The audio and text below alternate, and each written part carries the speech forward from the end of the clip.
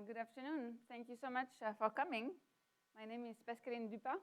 I'm the faculty director of the King Center on Global Development and also the Klein-Heinz Family Professor of International Studies over in the Economics Department. We are very glad to host this event today. It's our first in-person event at the King Center in over 2 years. So great to see you all. I wish we could, only rejoice at the fact that COVID seemed to be somewhat, a bit more under control and we can in fact be in person. But thinking about the situation in low-income countries, I think we are all aware of the fact that the effect of the COVID crisis is going to be long-lasting due to, the numerously documented impacts on the livelihoods of many people during the shutdowns, the long closing of schools and the negative effects this likely has on education and learning, and all the kids who didn't get to get vaccinated, early in life because of disruption. So our mission at the King Center, which is to try to improve the lives of people living in poverty around the world, is all the more important that COVID has made the challenge of world poverty even greater than it was before.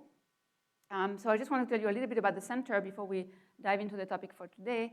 What we do at the center to foster that mission of improving the lives of people who live in poverty around the world is to support research. That's our first pillar. We support research that aims to inform policy and practice on critical issues. Our second pillar is to help train the next generation of thinkers and leaders in global development. We have pre-docs, we have postdocs, and we empower graduate students to do their work. And finally, our third pillar is events, just like today's, where we bring,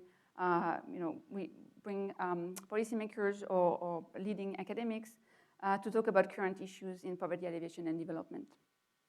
So today's discussion is part of our speaker series, the King Center Speaker Series, that features talks by distinguished scholars and policymakers. Just FYI, this will be recorded and posted on the King Center website early next week. Our speaker today is Edward Miguel, the Oxfam Professor of Environmental and Resource Economics in the Department of Economics at the University of California, Berkeley. Ted does not need any introduction, is one of the most cited development economists out there in the world.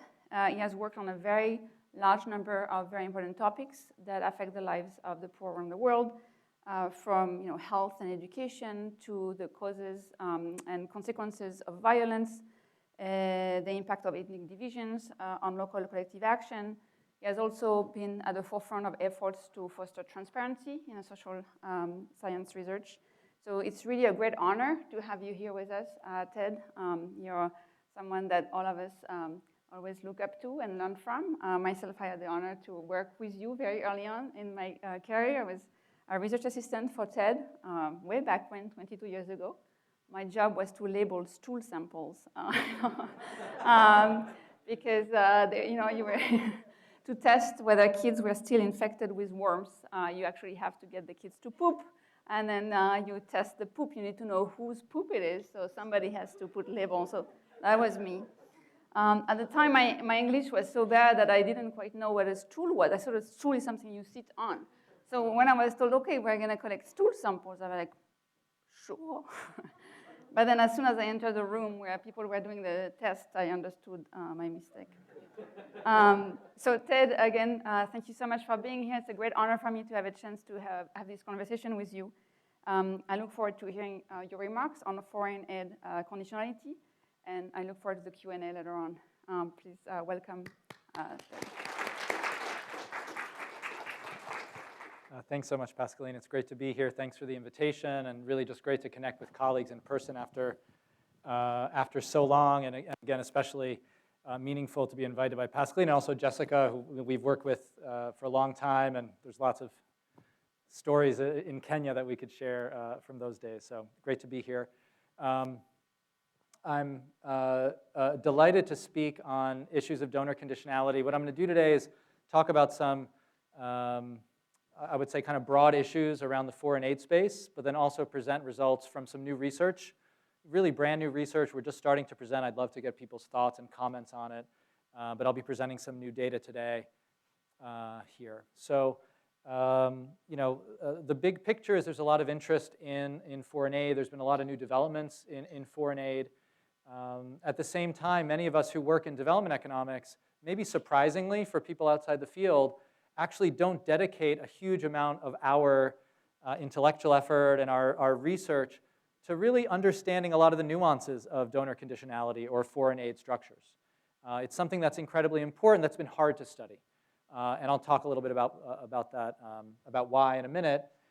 So I'll be sharing results from this new paper, which is joint with some great colleagues, Susanna Berkhauer at UPenn, Eric Xu, who's just starting as a postdoc at Yale, Catherine Wolfram, who's at Berkeley, and then some of the other work I'll talk about is joint with Ken Lee, who's at UChicago. So, for a long time, I think people who are interested in development and in foreign aid know that donor conditionality, the conditions they place on receiving aid, has been highly controversial for a number of different reasons. There's a critique that's very well known and often stated that donor conditionality is often heavy-handed, that donor conditions really force or push governments to implement policies or do things they wouldn't do otherwise. And so I have a quote here from the former president of Kenya in 1992, which is a period where there was, I think, a lot of very well-documented cases of policy conditionality. So President Moi of Kenya said, you're not allowed to think, you have to, you must follow this. You must do what's been decided in the rest of the world. And what he's talking about here is if the World Bank or the IMF or donors come in, Kenya really needs a loan to, say, fund their health system, to build a road, et cetera. There could be a demand, say, to carry out a reform, a tax reform, or privatize state assets that's tied to that loan.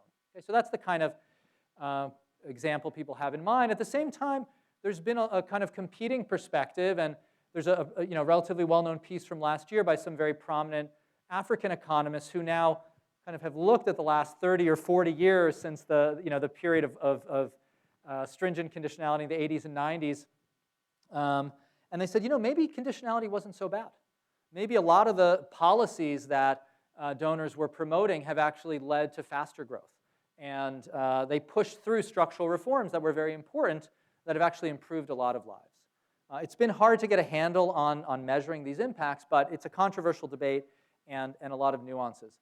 Beyond policy conditionality, literally donors coming in and saying, hey, we're going to give you a loan if you privatize the state utility, there are many other forms of conditionality. And the type of conditionality I'm mainly going to focus on today is procedural, we call procedural conditionality. The conditions that are attached to receiving a loan in terms of contracting, auditing, the different processes that governments and recipients need to carry out in order to receive funding. And these sorts of procedural conditions are important not just for large-scale donors like the World Bank, they're actually important even for medium-sized or smaller donors who may want recipients of aid to, for instance, just follow the money and give me information on how the money's spent so I know it isn't wasted, or I know it isn't stolen, or I know there isn't leakage. So these are issues that are very broad interest for donors of many different kinds. So this is what I'm going to talk about a lot today, procedural conditionality. There are a bunch of other really interesting trends in foreign aid that I won't be able to get into as much in this talk, but I'll touch on a little bit. One is the increase in what's called results-based or performance-based financing. In other words, loans being given or like continued funding for the health sector in a particular country if that country can show progress against certain objective metrics, say health outcomes or educational outcomes. That's one interesting development. I won't say too much about it today. I'll also talk a little bit about the rise of Chinese lending, just because it's an interesting counterpoint to the kind of data I'm going to be showing you. Chinese lending has risen a lot in recent years. There's been a lot of media attention. There's a tremendous amount of interest in it, and in many ways, they're important contrasts with, say, World Bank lending that I'm gonna bring out. So just a word or two about some of these differences between the traditionally large aid donors and Chinese aid. So one is, it's relatively new. If you go back to the year 2000, there were very few loans from Chinese government entities to low and middle income countries. They were basically zero. And in the course of 10 or 15 years, they rose to being tens of billions of dollars a year. So there was a huge change. There are a bunch of differences, say with World Bank or African Development Bank aid. One really important dimension is Chinese lenders very, very much advertise that they're a kind of low conditionality lender. They're not going to be, they're meant to respect national sovereignty. They wouldn't say, oh, you need to carry out a certain policy reform or tax reform to receive a loan from us. The idea is Chinese lenders, whether it's the Export-Import Bank or Bank of China or the Industrial and Commercial Bank of China, they're going to lend when they think there's like a good market opportunity. There's like a good investment to be made. So that's one big difference, less conditionality. These loans are also, they tend to be less subsidized or concessional. World Bank or African Development Bank or the other kind of regional development bank loans tend to be highly subsidized. Interest rates are way below market rates. Chinese loans tend to be basically at market rates or just lightly subsidized.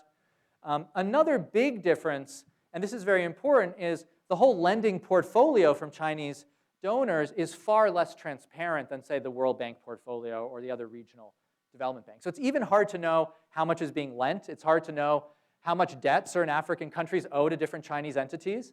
And that's, again, a big contrast. So I'm going to come back to Chinese aid at the end because the contrast is interesting, especially the contrast in terms of conditionality.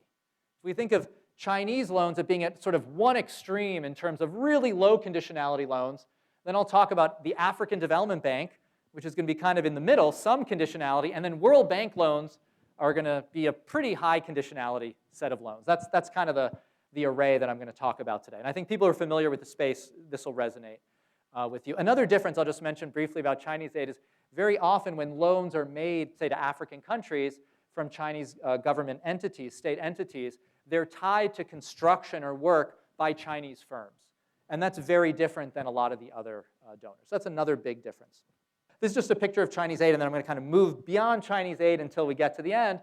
One thing I do want to point out in terms of the picture here is, again, there was very little Chinese aid until after 2000. Chinese aid really increased a lot. One thing that most people aren't that familiar with is, even before the pandemic, for several years, levels of Chinese state lending to African countries really plummeted, even years before the pandemic. So there was this kind of sense that Chinese donors were now the biggest donors and they'd sort of taken over, and there's this media narrative, I think, in the West that's kind of misleading or just isn't based on data.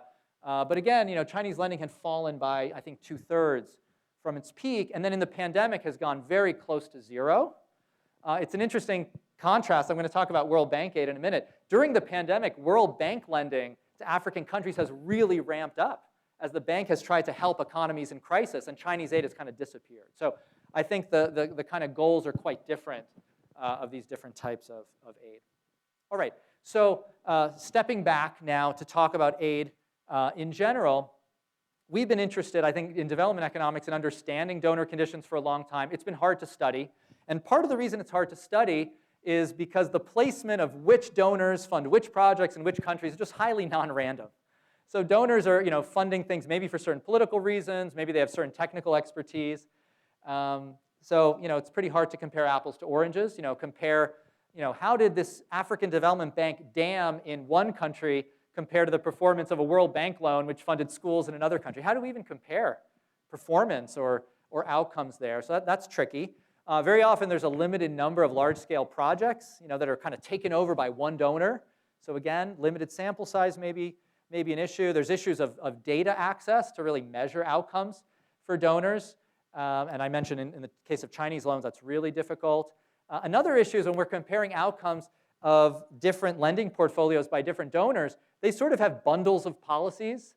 And the World Bank may have certain contracting policies, auditing policies. Other donors have different policies. So again, we're kind of comparing bundles to bundles, and it's hard to know what's driving things. So again, this is a really tough problem, and the research world has struggled to make sense. What we're going to try to do in this project, and the core of the presentation is going to be some new data that I hope starts to shed light on some of these issues due to a natural experiment that sort of fell in our lap that I'll talk about.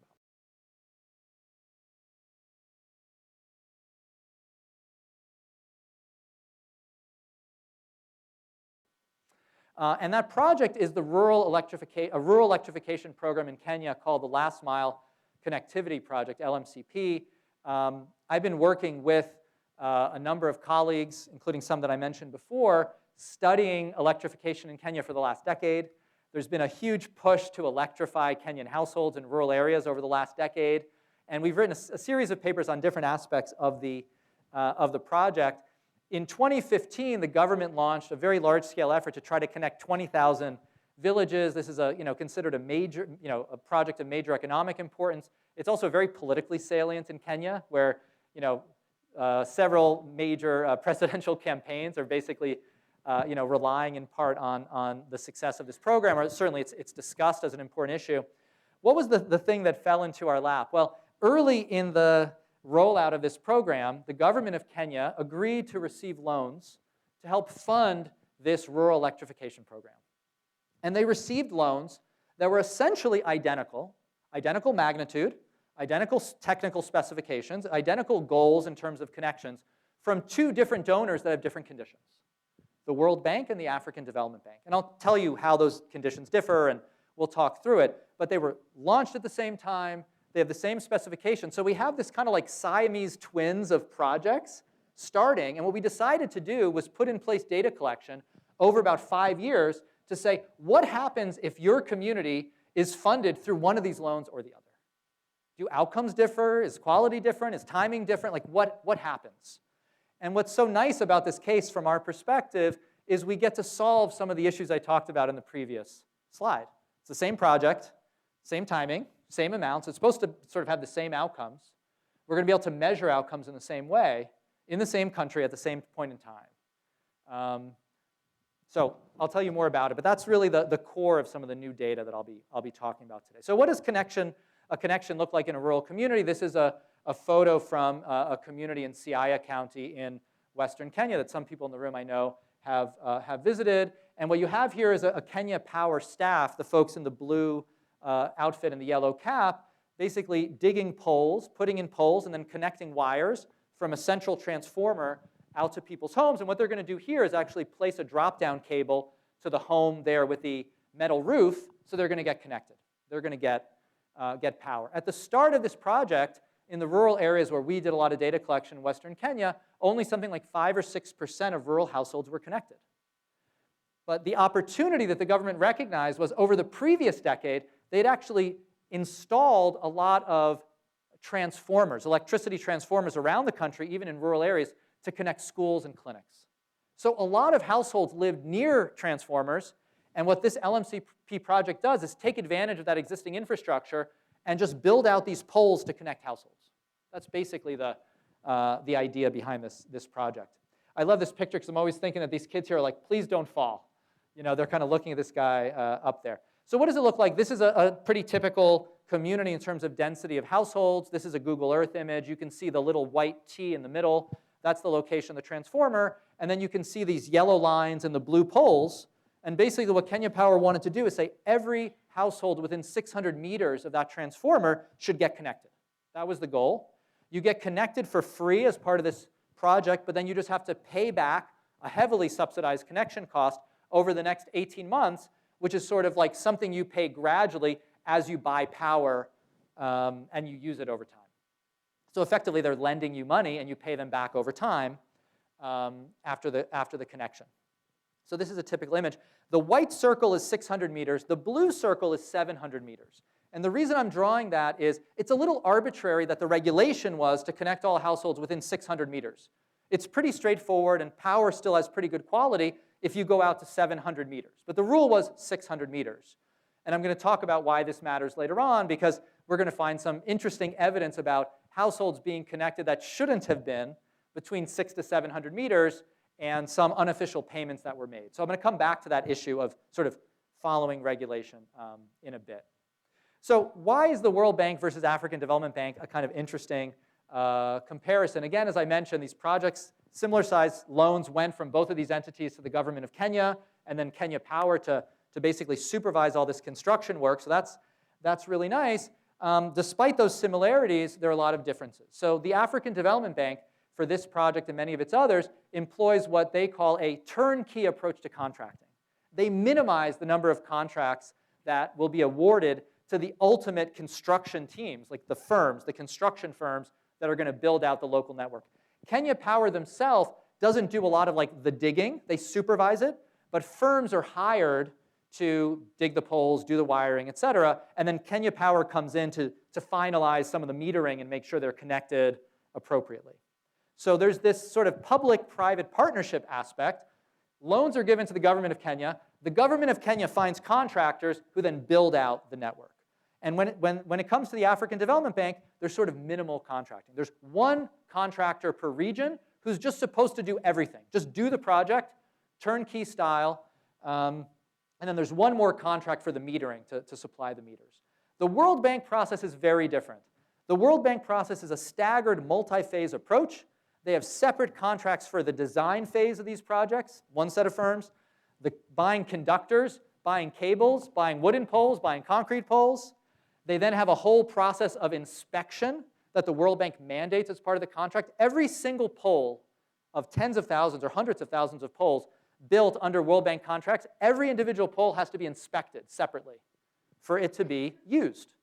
So there's a much heavier lift in terms of contracting and monitoring. So there were 33 separate contracts they had to write as part of their work. In the case of the African Development Bank, there were 11 regional contracts and 10 regional contracts and one for metering. So there were 11 contracts. There were 3 times more contracts for the World Bank. The ex post auditing is also very different. Every site is meant to be inspected under World Bank loans, and there's a team that's supposed to do that. In theory, the AFDB is supposed to pay for some inspections of sites, spot checks occasionally, but in practice, it's not clear that those were done very often in reality. Right? So very different contracting, but everything else is kind of the same. The money's supposed to be run through to do the same thing, but the process is different. So this is the sort of natural experiment that we're interested in. Now, there's some good aspects of how the contracts were awarded and some that are a little more challenging, and I'll talk about that. One of the good aspects is both World Bank and AFDB contracts were nationwide. They were funding sites in all counties of Kenya, and you can see the map on the left that you see lots of blue and green dots scattered around. And then on the right is the area in Western Kenya where we work, where we collected very detailed data on 380 separate sites. And again, you can see these blue and green sites literally just neighboring villages. And so in our statistical analysis for people interested in the econometrics, we can include constituency fixed effects. There's 33 separate constituencies in these areas, and we're really just comparing like little clusters of neighboring villages to each other. That's the good thing for us. The thing that is a bit of a concern, I think, for anybody thinking of the allocation of sites is it was not explicitly randomized which sites were World Bank or AFDB. So we've put a lot of time in the working paper to collecting as much secondary data as we can to look at things like socioeconomic status, to look at geography, to look at nightlights, anything we can measure at a very disaggregated level to see if these sites look different.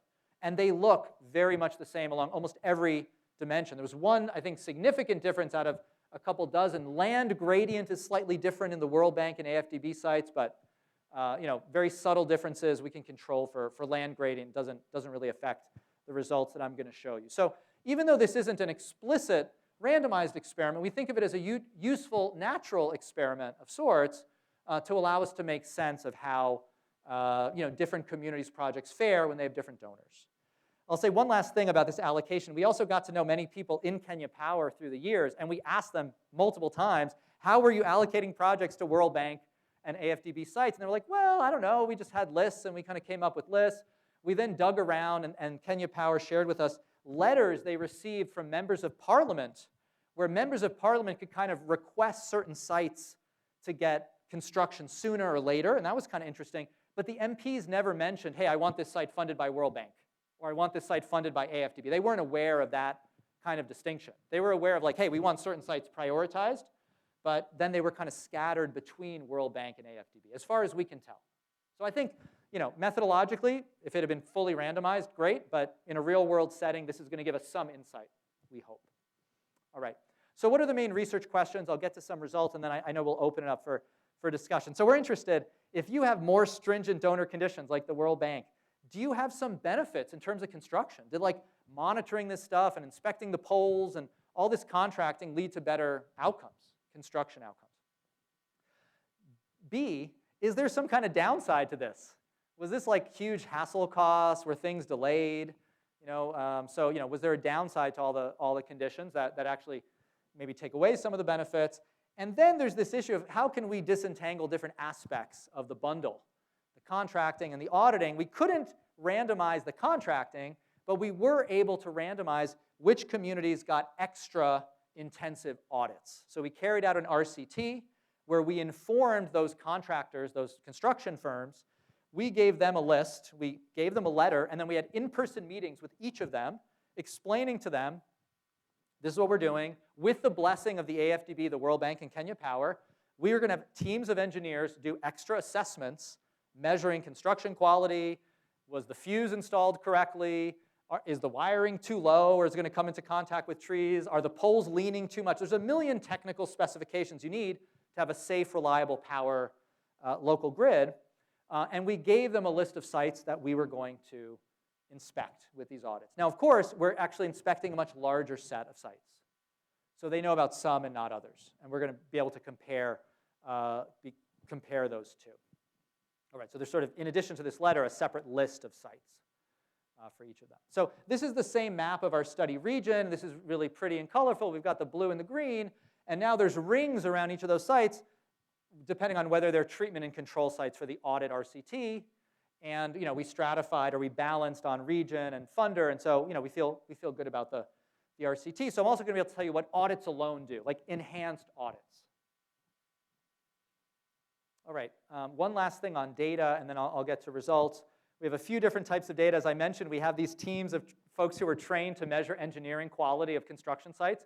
There was a huge learning curve for folks like myself who are economists, but we worked with former Kenya Power engineers, several of them, to develop specifications in line with Kenya Power standards. So we're trying to measure what folks are supposed to be doing here. We also carried out household surveys in 4 to 5 households per village to find out about their experience, their usage of power, what was the connection experience like, did they have to pay bribes to get a connection, things like that. Third, we have a cool new device developed by engineers at Berkeley, Michigan, UCSD, and elsewhere called GridWatch. And so this is a very small device that's wireless that you can just plug in at a few sites in a community that gives you data on power reliability.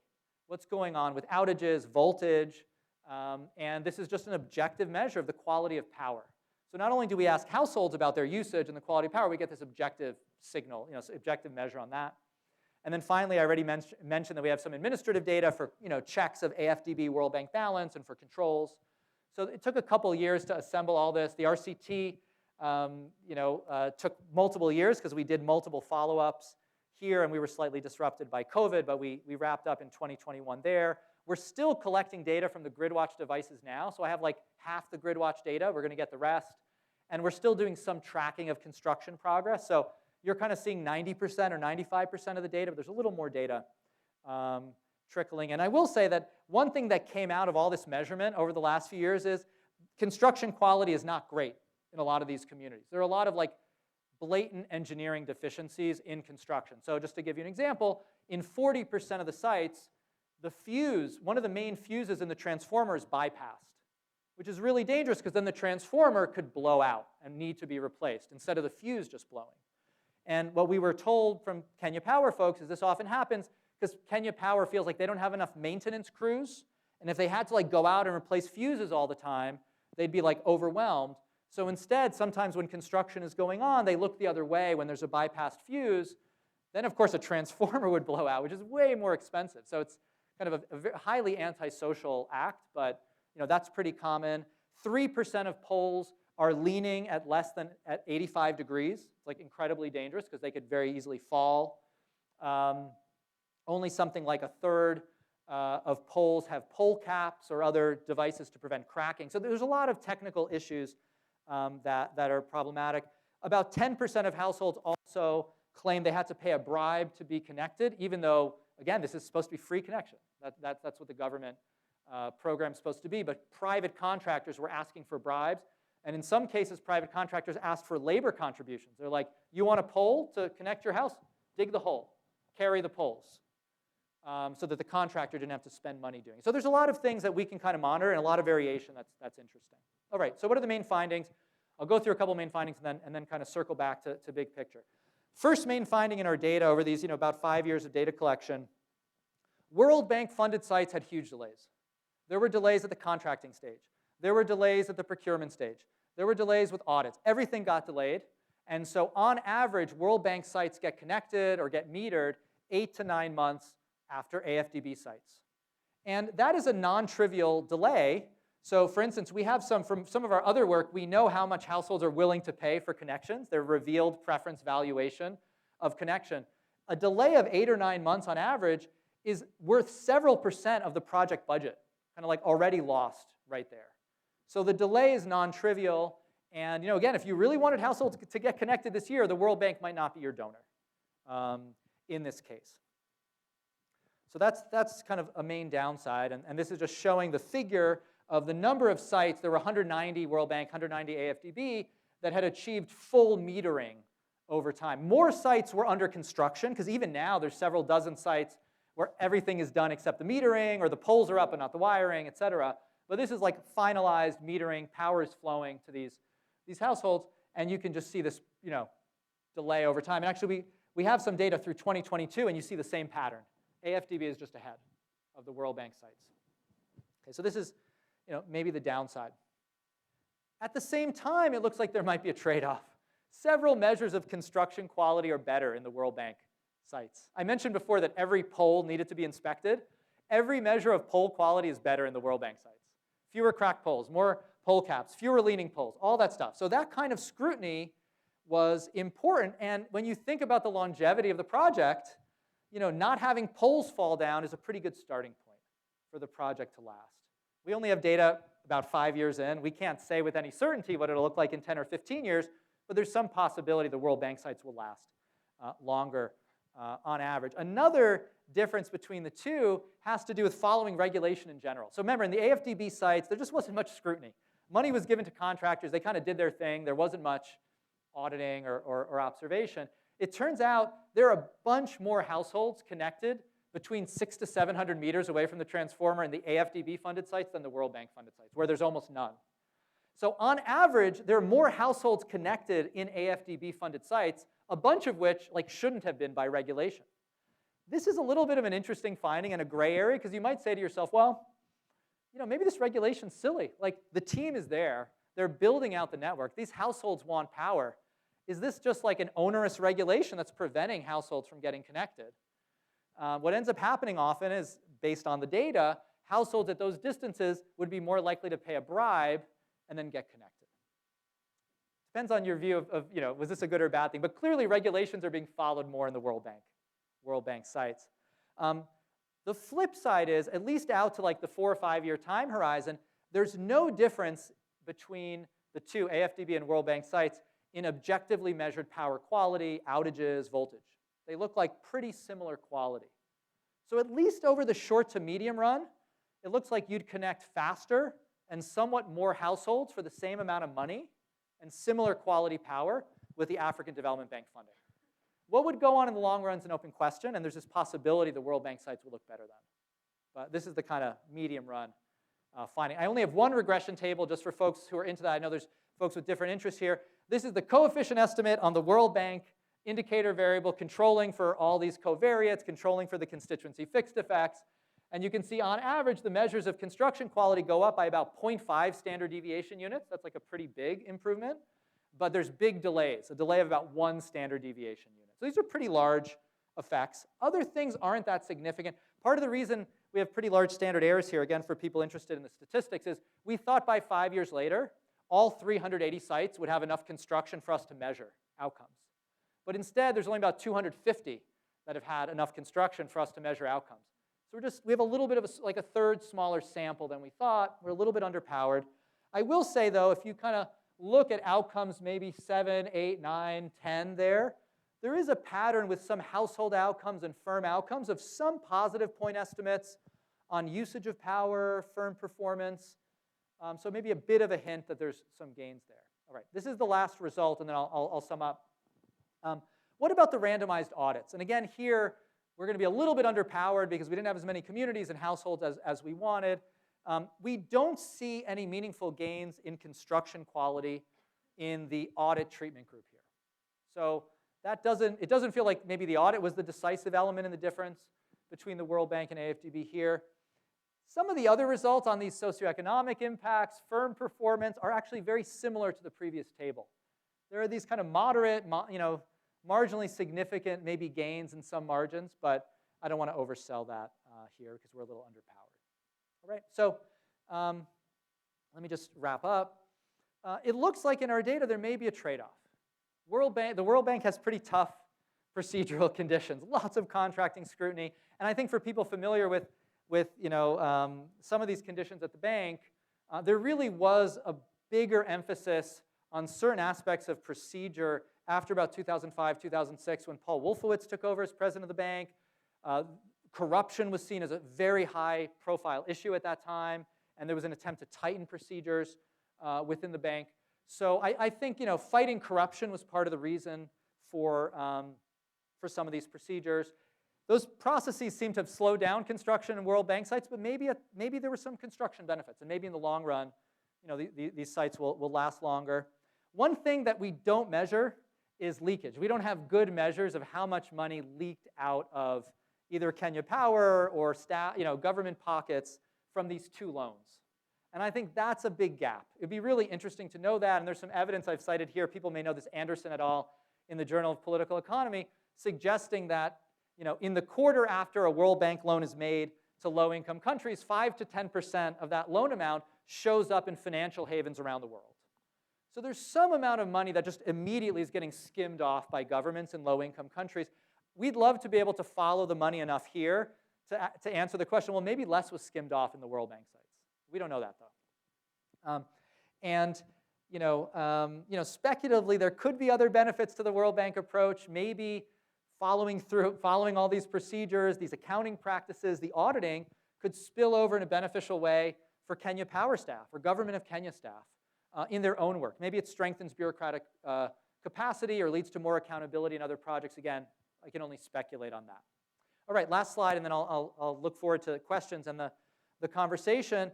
Just turning back to Chinese loans, I know there's a lot of interest. You could think of Chinese loans as being like even lower conditionality maybe than African Development Bank loans. So they may have some of the upsides and the downsides there. One thing I do want to report on for people who may not know some of the latest research is there is some really interesting new research trying to piece data together where we can, because it's not very transparent exactly where Chinese lending is going. But there are some databases now of Chinese projects and Chinese loans. There's some recent research suggesting that these projects have problems. So the Isaacson and Kotzadam paper is pretty interesting. They use Afrobarometer data, opinion data, and they show that in the years after a Chinese-funded development project goes into an area, reported levels of local corruption go up significantly. So again, maybe there's something about very loose accounting practices or auditing practices that kind of spills over in a negative way to the local community.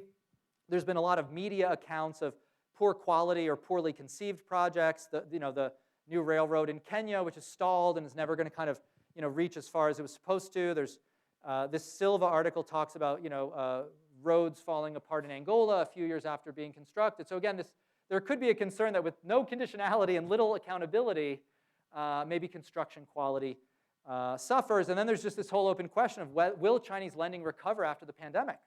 It already fell a lot, and I think that's really an open question. So just wanted to leave it there. There's a lot of interesting questions in this aid space, and hopefully we've given a little bit of new data on one or two of them. So let me just leave it there. I just wanted to get back to your early point that Chinese loans often are not very transparent. It's very hard to know whether they have conditions, but also whether they exist or not. I've read some paper that suggests that we are massively, possibly underestimating how many loans were provided at some point. And so that suggests that coordination among lenders is tricky. If there is one big lender and you don't know what they are doing, it's harder for the World Bank or the IMF to know, when to step in. But then looking at your data from Kenya, having these two, loans happening at the same time for the same thing, so did they know of each other's existence? Did they purposefully do this together? Was it like a joint thing? The cost is 300 million, we're going to split it into two. And did they want to learn from this? Was it like, okay, let's have crazy conditions versus no condition? It strikes me, especially when you see how they were not splitting the geography and just somehow it's all intertwined. Yeah. What was the thinking? It's almost crazy. I mean, good for you. You have a great setup for your research, but What were they thinking? Yeah. Were they not coordinating whatsoever, or were they? Yeah, there were multiple donors. There were a couple of other. There was some EU funding. Early on, there had been some AFD, like French Development Agency funding. So there were several donors in the mix. I don't know the high-level reasons why at that exact moment they said, okay, for this big construction push, we're going to split it 50-50. But it was non-random. They were like almost identical amounts. I don't think that the AFDB and World Bank said, oh, let's do an experiment. That would have been amazing for us. But I think these are like pretty much standard conditions for them. A couple of people have asked this question. You hinted at, was there maybe some geographic economies of scale they didn't exploit? I do think both of them wanted to be able to say they were funding nationwide connections. And I think that's part of the story, because this is a kind of flagship initiative, a very early, large-scale rural electrification initiative in East Africa and Sub-Saharan Africa. So I think it was like a high-profile prestige project for both. I'm not sure if there are big economies of scale, because what ends up happening is there's teams that have to do the designs. They kind of go back and forth from different regional hubs. And there already are construction firms with offices around the country. So maybe there are some economies of scale they didn't exploit, but maybe not. It's a bit unclear to me. But it is a funny case, and we're kind of lucky from a research perspective. There's a broader issue, which I think your question hints at, which is, was there some way that dealing with one affected the other? So was it maybe easier for Kenya Power to deal with AFDB because they'd already satisfied the bank, or vice versa? That's a bit hard for us to handle, and I think it does relate to the internal validity of the experiment, that if there were some staffing interactions or something, then it isn't maybe as pure as we would want. That said, the staff within Kenya Power handling each was like distinct people that we knew. So it was like, these people handle this loan, these people handle this loan. So. But it seems also that there was some hedging going on, because from an MP's perspective, I want my people to be happy to have some electricity. I want to have both, I don't know, maybe ex ante, I don't know which one is going to do a good job. Let's have both. Maybe that explains why you have this, Yeah, and maybe people are thinking in a portfolio sense. I'm not sure, but it's possible, yeah. Okay, I see hands up already. Let's a couple of questions. Please. Yeah, so I'm just curious. You say there was no difference between the World Bank and FDB. I was just wondering, could it be because the distributor is the same, KPLC and KTRACO, like regardless of who connected to you, the distributor is the same, so you're going to have the same quality of electricity? And then the next question I had on transformers is that there was a batch of transformers that were faulty and called out in some regions. Like there were batches of transformers that had issues, and I was just wondering whether you controlled for that as well, because there were some batches. It was a public outcry. I read about that and heard about it several years ago. I forget which country. Maybe they were imported from Turkey. It was in the coast, mostly area. Yeah, I had heard about that. I mean, I think on the first point, on some level, because KPLC or Kenya Power ultimately is sort of the distributor and they're responsible, it's maybe reassuring that power reliability is the same. But it need not be the case just because of outages. So what ends up happening in a lot of communities, so I think it was in a 2-year period in some of our other data, 20% of village transformers blew out. And then there'd be often extensive delays until they were replaced. So if there were big differences in construction quality, even though it's all Kenya Power, there could be differences in people's access to power just because of faulty, bypassing fuses or other construction elements. So it's still possible there'd be those differences. And maybe over time they'll emerge because of some of these construction differences. But in the short run, quality of power looks very similar. Yeah, and then the other thing is, I'm wondering whether the consumers had like, oh, I'm getting power from FDB and World Bank. I don't think so. I think for them it was, oh, I'm getting it faster, I'm getting it slowly. So I'm just thinking like there was this like continuous provision of access to electricity. Like some people are getting it earlier. So it could be like, we are constrained by quote unquote human resources, just that it's taking slower in other areas than.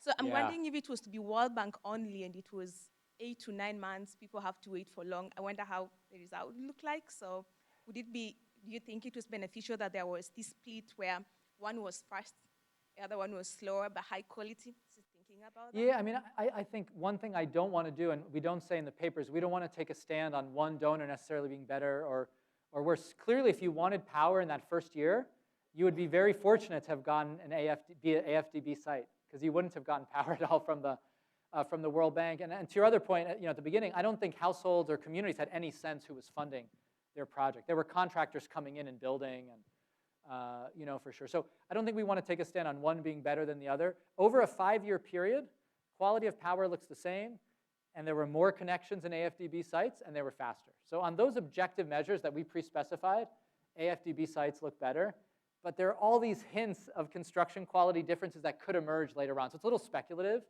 and maybe 5 years from now, some people will be very happy they didn't have it for 8 or 9 months, but maybe they have it for an extra few years later on, just depending on their discount rate, I guess. And the number of farms, this is my last question. On the number of farms, the World Bank, you mentioned there were many farms. In AFDB, there were fewer farms. Could it be like the quality was better because then there was competition in the World Bank side than the other side where there were fewer? And then the last one before you answer that was, you mentioned about Chinese lenders.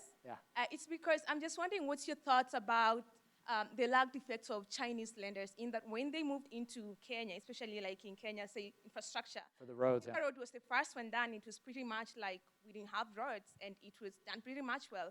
But then over the years, the lagged effects that as we move more and more, as they increased in number, the quality also decreased. Could it be that I found the easy seats to get like certain corruption or give bribes, the quality also subsided? Yeah, I mean, again, I'm generally in this whole debate on kind of Chinese loans or Chinese aid, like I'm generally positive and favorable in the sense that there's lots of low and middle income countries around the world that need investment and capital and infrastructure, and there's a lot of resources and expertise in China. So I'm generally very favorable to it, but certainly the anecdotes from Kenya, the anecdotes from Angola, we can kind of go down countries. There's kind of growing sense that there could be quality issues with some projects, and I guess I want to circle back to one of the themes of the talk, which is in a setting with so little accountability, so few checks on the contracting, so little auditing, and really no kind of democratic accountability in China either. There's not like a free press in China that's investigating how well their taxpayers' money is being used, right? Without all those checks, maybe it's not a surprise that quality isn't that great. So I do think there's a kind of institutional issue there. I may have missed one of your questions, but thank you for those. My name is Sergey. I'm from Russia. Thank you. Great stuff. Very exciting. And you're very lucky indeed. On the finance side, we understand that there was a timing delay, but in terms of cost per household, giving the total budget, because we understand that some of the costs were on the balance of World Bank with all these checks and proof. Like, was it significant? How much of this cost was per household? Yeah. So to date, more households have been connected in AFDB sites. There's been more construction in AFDB sites and more households connected per site. But these projects are still, like we said, they've been delayed and they're still ongoing. So we don't have the final numbers. But out from 2015 to 2021 or 2022, the cost per connection is lower for the AFDB sites because so many more households are connected. How much lower? There are 13% more households connected per site so far, but again, it's still like in progress. So I don't want to we kind of shy away from that because it isn't like fully completed, all the sites. But to date, and again, 5-6 years is a long horizon, it's more somewhat, not massively, but somewhat more cost effective in the AFDB sites. Some fraction of that amount. Yeah, and then that's not even costing in the delay of the 8 or 9 months, which is another few percent. So, to date, 5 or 6 years out, more is being done with the AFDB money. I would say that's right. But again, I don't want to oversell and say, oh, the World Bank model's bad, because maybe 10 years from now, when some of these poles have fallen in the AFDB sites, they'll be very happy that they had better quality construction. Thank you. This was a great talk. I'm very interested. My name is Michael. I'm Director of Investments at Stanford Impact Labs.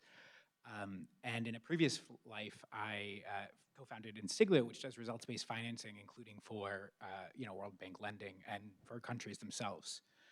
And it's interesting because infrastructure, first of all, this is like a very classic World Bank loan, right? And infrastructure and electrification is very classic within the service delivery of the state. It's like the most observable, like both from the center as well as from communities themselves. It's salient to communities. They know when they have electricity and they don't. And so I'm just wondering if you could, I know your study doesn't really say much about this, but as this World Bank lending, and I imagine the FDB, but the World Bank lending, it's very much around accountability and conditionality for receipts, not for results. Yeah. And as you think about other areas of service delivery that you're familiar with that aren't as observable as electrification, like observing education quality, much, much more difficult. I'm just curious how, especially with the increase in results-based financing by the bank and others, like, does your study say anything about that, or what might you tease out from that type of work? Because actually, I think there was also a P4R in Kenya around the same time, not in infrastructure, and there's some other research around that. But yeah, curious what you're. Yeah, I mean, I'm personally very interested in that trend, the results-based financing. And here, as you said, that's not the approach. I do think there's some interesting issues with time frame and time horizon that do come out.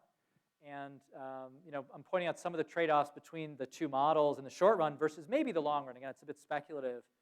If some of the results are measured in the short run, that could, there could be some perverse incentives there. I'm just, trying to think of some limitations of that approach. Like out to 5 years, maybe even out to 10 years, maybe the World Bank approach here doesn't look great, but 20 years later would look great. And so, I think the loan cycles for performance, results-based financing would be much shorter than 20 years. And so I think we'd have to think through that carefully in this sort of setting.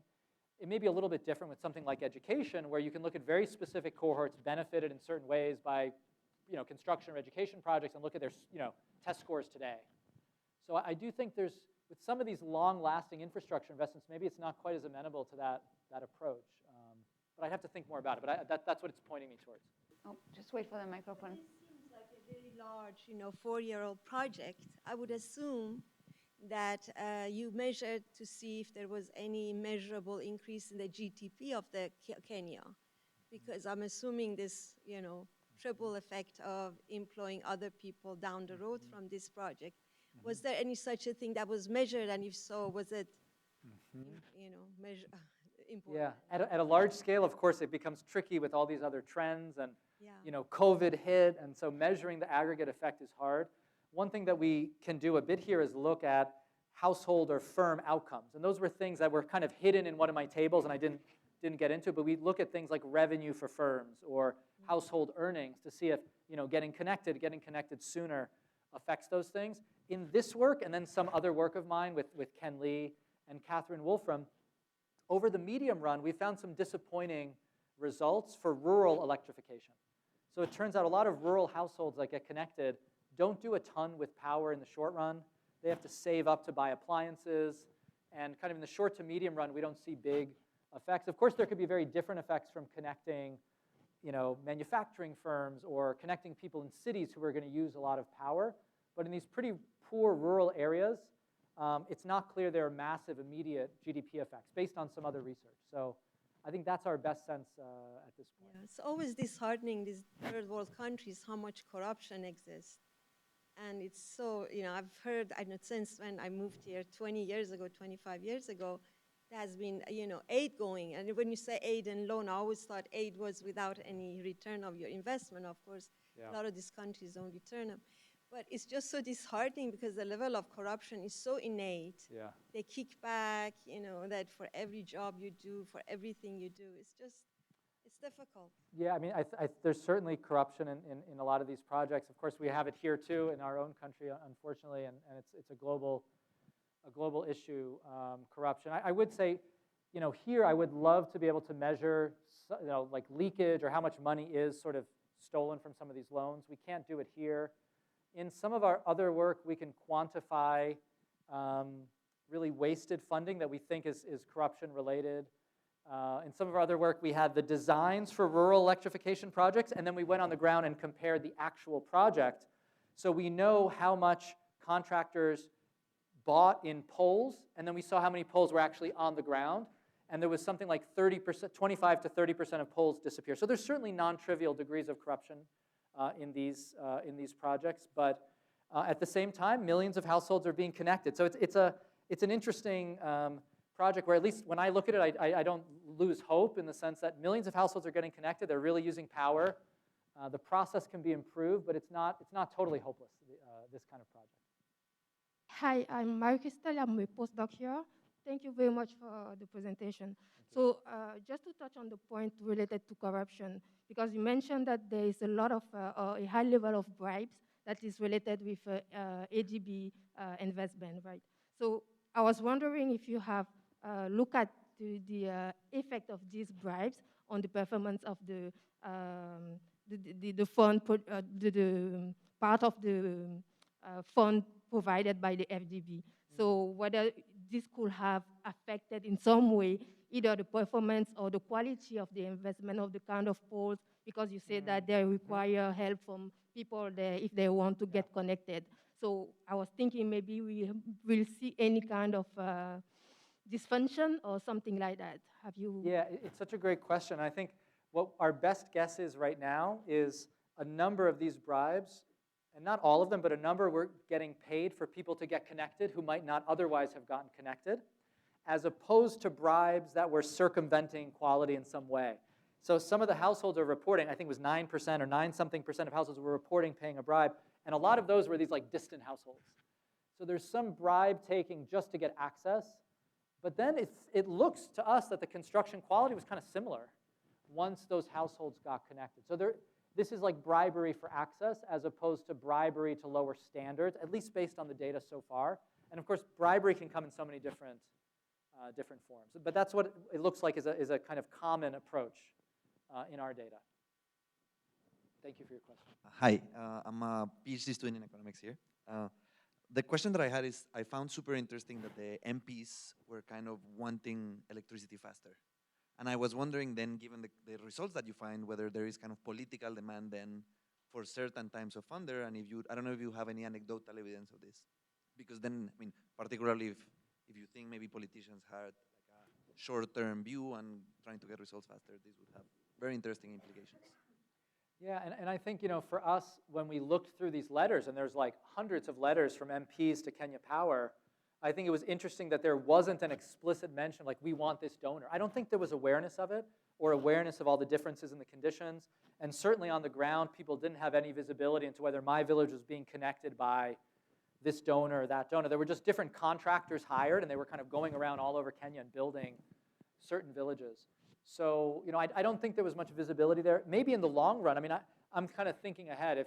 If somehow folks in the bureaucracy or politicians learn, oh, AFDB is fast, World Bank is slow, then, maybe in the year before an election, you're like, I want that AFDB loan, and I want that AFDB loan concentrated in these core supporter areas. Or, you could imagine a whole set of political calculus. And I think that's why we were interested in these letters, because we were getting a sense of the demand, and there wasn't an awareness of those conditionality differences. So maybe in the future that knowledge will disseminate, but for here it felt like it was pretty arbitrary which donor went where, and that's of course essential for our study. Closely related to that question, I was wondering what you think the impact of this type of work will be for the donor organizations, especially since like in development economics research, people work closely with these organizations. Do you think they're taking any lessons from the work? And it seems like there's more work in this literature. So, yeah. Thanks so much for asking that. We're currently planning, now that we've put together the draft of the paper and we have most of the results, we're getting the final data this month. We're planning a talk in DC in August with folks who worked on this Kenya project for both World Bank and AFDB. A kind of roundtable seminar to present the results and really get their feedback on it. We also have close links with Kenya Power, and we've been regularly sharing our data and our results with them for 8 or 9 years now. We haven't yet shared these are new, but in our next set of meetings with them, we will. So we do hope to close the loop a little bit on the policy feedback here. I don't know how they'll react. I could imagine people from the different donor groups looking at this and the AFDB saying, look, we're doing great, we're fast, we're perfect. And I could see maybe some of the World Bank folks saying, well, let's come back in 10 years. So I don't know if there was some decisive answer here, but hopefully it's data that's useful, in their thinking. And if there was some way to speed up the World Bank contracting and still get the high quality construction, maybe that would be the best, but I'm not sure if that's possible. Hi, my name is May Farid. I was previously at the University of Hong Kong, now visiting scholar here.